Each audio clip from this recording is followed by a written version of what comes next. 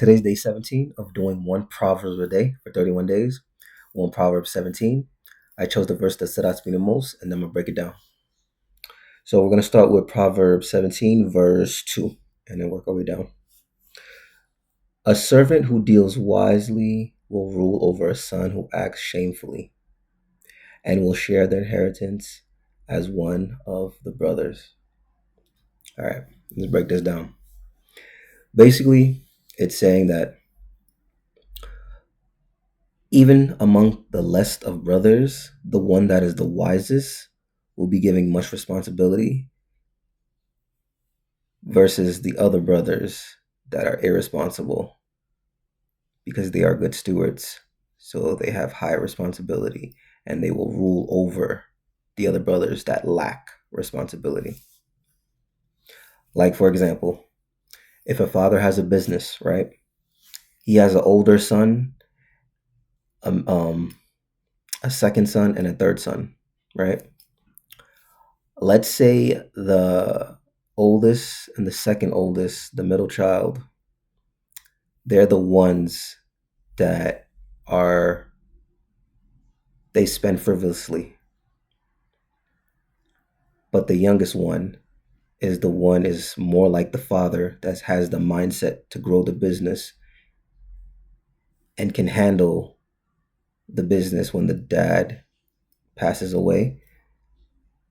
The father is going to make the youngest child the successor without a shadow of a doubt, because he's going to want to put it in good hands. You want to pass the mantle or the baton to the son that can handle the business going forward. Hence, the youngest one will rule over the other brothers and will give them their inheritance. Look at Joseph in the Bible as an example. Next verse. The crucible is for silver, and the furnace is for fire, and the Lord tests the heart. All right. Basically, everything that happens in life is a test. And there's going to come a time when the things that you do on this earth is going to go through a test of fire. And the main thing that God is looking at is your heart. Are you doing things for yourself?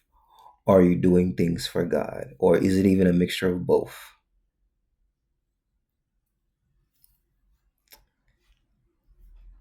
So he looks at the heart. Next verse.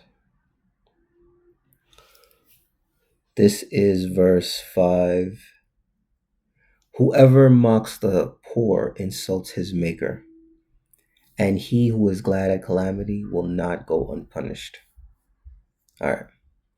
This one is pretty much self-explanatory.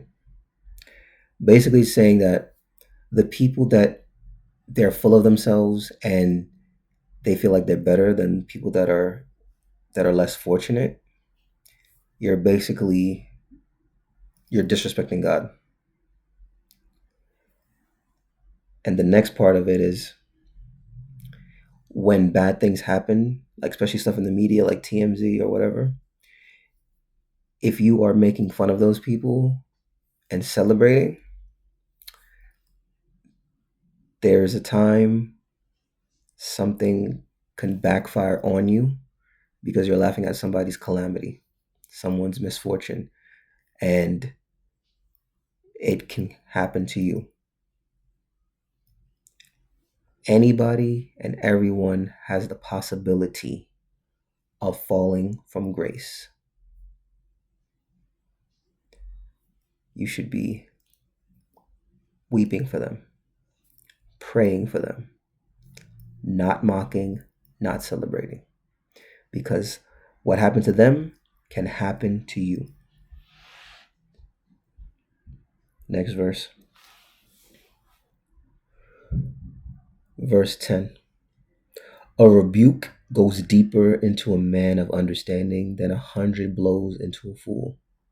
Let me say that one more time. A rebuke goes deeper into a man of understanding than 100 blows into a fool. All right, let's break this down. Excuse me. Basically, it's saying when you check somebody that has wisdom, they're going to allow you checking them, correcting them, despite if it that it hurts or not, to do something in here to get them to reflect, to get them to transform. Versus if you discipline, like you're beating that hard-headed son or that hard-headed daughter in in a manner of tough love, not abuse, but you're reprimanding them to save their life, to correct their wrongdoing. It is better to be a wise man than the fool. Basically, it's saying you're better off correcting the wise man versus disciplining a fool, because the fool, it's not gonna get through. We all have that one friend or someone in the family or someone on the media, whatever. When they get corrected, they don't want to hear. They're hard-headed, they're hard-hearted. They do what they want to do, even if they know how it's going to end. That is the definition of, I was about to, foolery. Imbecile. You slow. A dunce. Next verse. This one is related. Verse 12. Let a man meet a she-bear robbed of her cubs rather than a fool in his folly. This one is self-explanatory as well. Basically, it's saying you're better off in the middle of the woods with a mother that's lost its cubs than being in the company of a fool in his foolery and insanity. Basically, you're safer in front of the most vicious danger than the company of a fool. That's how dangerous a fool is. Next verse. This is verse 15. He who justifies the wicked and he who condemns the righteous are both like an abomination to the Lord. All right, let's break this down. Basically, it's saying any person, if you see wrong, like they do the wrong thing with the good intention. And then the next part is those that pretty much they mock or disapprove of people that are doing the right thing. That's like the example I gave yesterday when it said, I'm trying to remember the verse. When you're doing righteous, even your enemies are at peace with you. Yes. That's like if the wicked man mocks or condemns the person that is feeding the homeless in a nation. As wicked as the world can be, even the world will be like, bro, you gotta chill. Like, that was uncalled for. Like, they will be looking at the wicked person like, okay, now.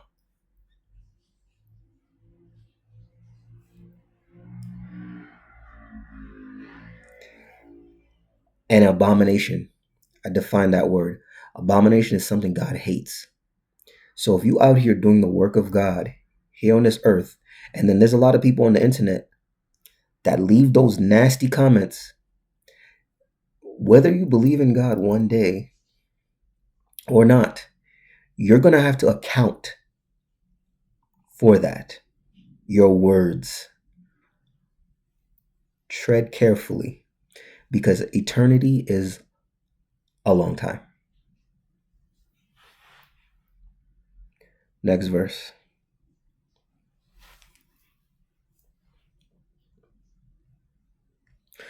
This is verse 24.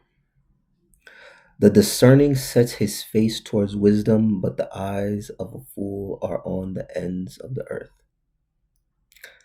Basically, it's saying people that are wise seek and look towards paths of wisdom, of knowledge, of embetterment. But the fool looks at things on this earth. The world, I see this all around me when I'm on the train or conversations people have. Like, I don't think the same way anymore, even in my family. They're talking about things superficial. They're talking about things of this earth. Sports. Oh, this person was what? Did you see that show? These are vain things that is going to be irrelevant in the next life.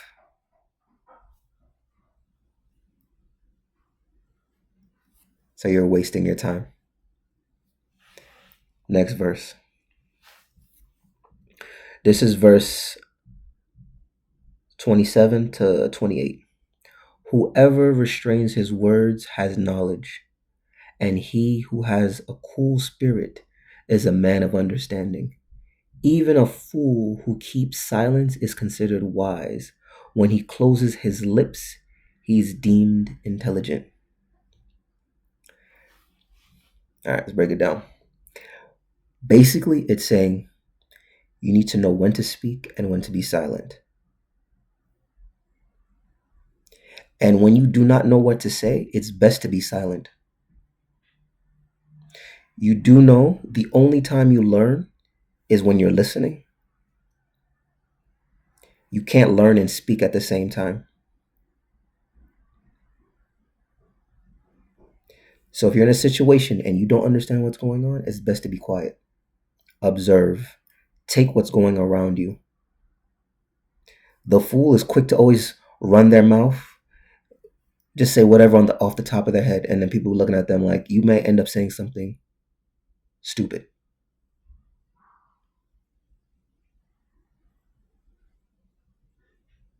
Sitting in silence is a blessing in disguise. You could be learning something that could change your life by being silent. You could lose an opportunity for talking too much. And this is my outline for today. Number 1, all highly trusted sons will be given much because they have mastered stewardship. I gave an example earlier about the 3 sons. Number 2, men look at the face, but God sees the heart.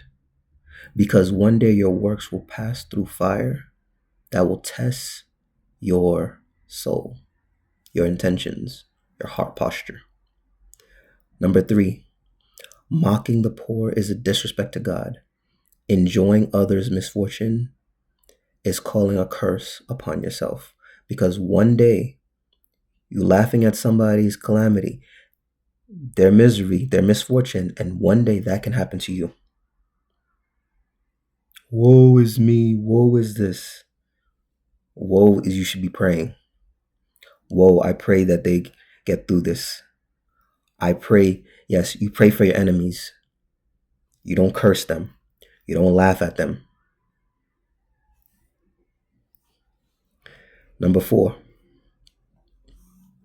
wise men allow truth to pierce their heart for transformation, while the fool hates discipline with a passion.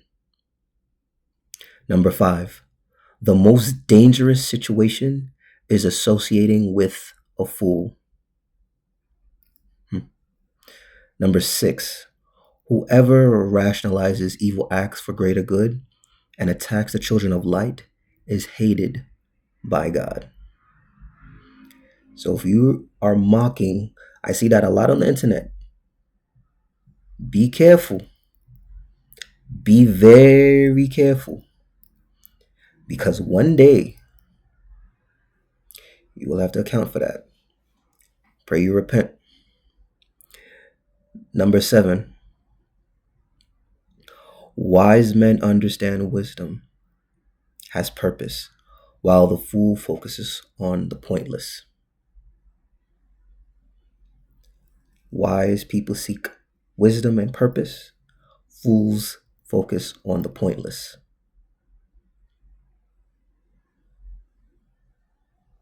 That's the difference between, man, there's homeless people in the city. Like, what can we do to help them? Or I saw, you know, things in Haiti going wrong.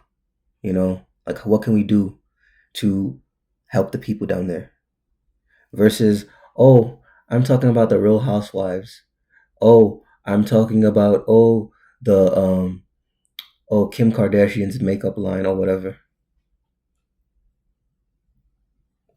Out of those two things, which is a better benefit for humanity? That's the point. Number 8, the wise have mastered the control of their speech. Silence is golden because it allows even the fool to learn. The only time you learn is when you're listening, not when you're speaking. And this is the prophetic and kingdom principles. Wrong company can kill destiny faster than demons. I've said this repeatedly. Who you associate with will either make you or break you. You have to decide which type of group of people you want to be around. Do you want to be around criminals? Getting money. But one day it's going to come back and blow up in your face. Or do you want to be around wise men, building nations, changing lives, saving lives, healing people?